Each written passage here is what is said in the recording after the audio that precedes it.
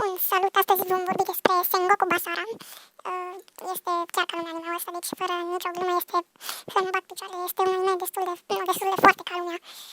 Calitatea este ca lumea, adică se vede totul clar tot timpul și nu o imagine stă pe loc și una se mișcă. Totul e la momentul acela, nu ca în Attack on Titan se vedea un titan care era mișcat, dar el de fapt stătea pe loc, era pe stop. Pe stop și aici în față mergea, nu e ceva de genul, e calitate în acest anime.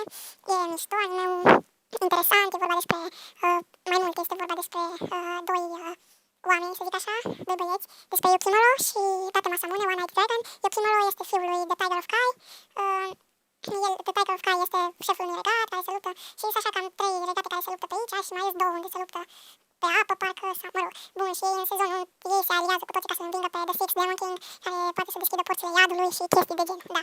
Mă rog, nu vă zic mai mult, ca să vă uitați și voi, îl recomand, este super mișto anime-ul ăsta, interesant, sunt și câțiva ninja, până chiar îl cheamă Sasuke, care ei spionează pentru alți lideri.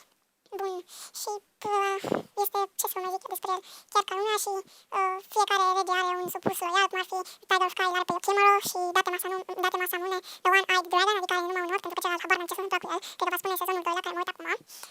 Îl are pe omul ăla, are un nom de ajutor la care se zice The Right Eye of the Dragon, adică ochiul drept al dragonului, pentru că el n-are ochiul drept. Mă rog, ceva de genul, bun, cam atât despre acest anime, vă rog să vă uitați la el, e super mișto. Ce să, da, să nu uitați să dați like, un share și subscribe.